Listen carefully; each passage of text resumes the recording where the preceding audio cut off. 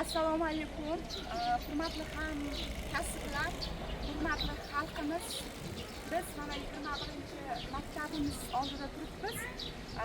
Bunday kiyimdama ish vaqtim tugagan. Meni marhamat sizlarga maktabimiz haqida tanishtirmoqchiman.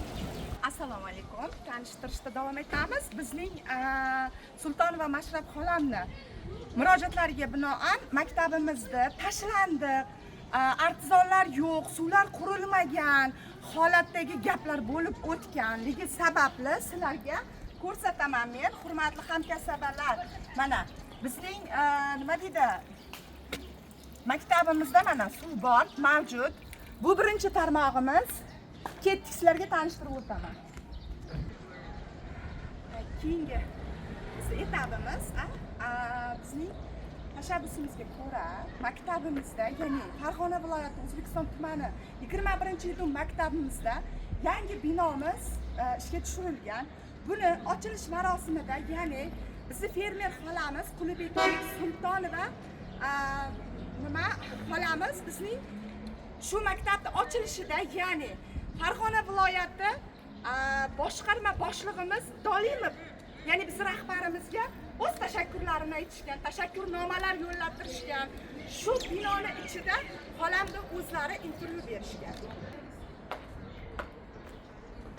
Ketdik, tanishuvimiz. Bizning yangi binomiz mana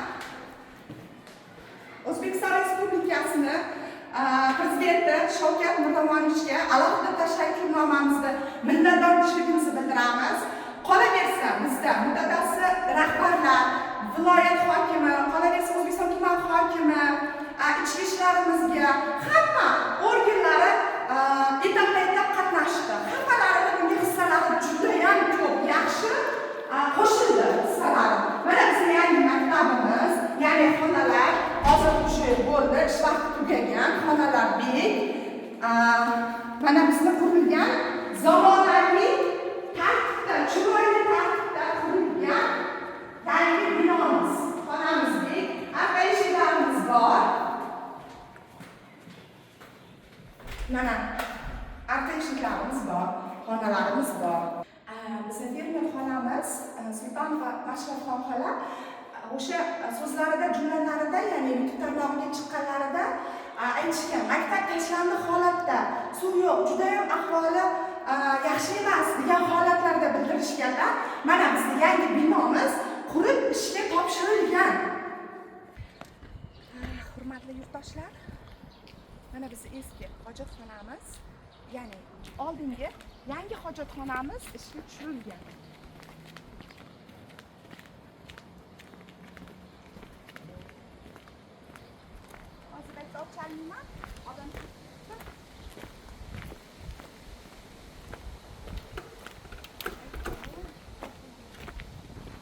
Bizning mana yangi zamonaviy qurilgan hojatxonamiz. Mana kirishlarga qizim chiqmay turing. Svetlarimiz bor. Bizning yangi zamonaviy tualetlarimiz, mana suvlarimiz bor. Mana masalan, suvlarimiz bor. Hojatxonada bunaqalarimiz, hamma narsalar bor. Mana hamma narsasi bor. Ya'ni suvimiz bor, svetlarimiz bor. Hamma sharoitlar bor. Bizning fermer xolamiz, Mashrab xolam juda bo'rttirvorishdi. Bizda zamonaviy, mana o'qituvchilar uchun, u tarafi o'quvchilar uchun, ya'ni zamonaviy, mana hamma sharoiti bor, suvlarimiz bor, hamma sharoitlari bor, hojatxonalarimiz bor. Zamon talablariga javob beradi. Hamkasblar, mana arzonimizda o'sha 3-tarmog'imizga kelyapmiz, ya'ni darvozaxonada kirilishda yana mana tarmoqlarimiz bor. Ochib sizlarga ko'rsataman, havola qilaman, ya'ni ishlaydi, suvimiz bor. Mana shu suvlar oqib turibdi.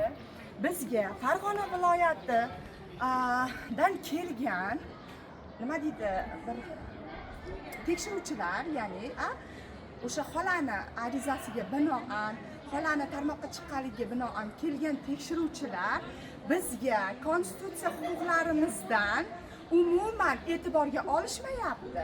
Ya'ni tazyiq o'tkazishyapti. Telefonlar, zapislar, telefonlardagi videolar har xil nimalarga bizga yo'l qo'yishmayapti. Nima deydi? Biz kuchli hozir tazyiq ostidamiz. Hurmatli mutaxassislar, Farg'ona viloyati, ya'ni respublikamizdagi fuqarolar xola aytganidek, xolani arizasiga binoan, xolani tarmoqqa chiqqanlariga binoan juda tashlang'ich, yomon ahvolda bas. Bizning maktabimiz yangi bino qurilgan. Ya'ni mana bu eski bino bo'lsa-da, bu yil dasturga tushgan. Dasturimizda inshaalloh bu bitadi. Xudo xolasa. Maktabimiz juda yaxshi, ko'rimi juda yaxshi.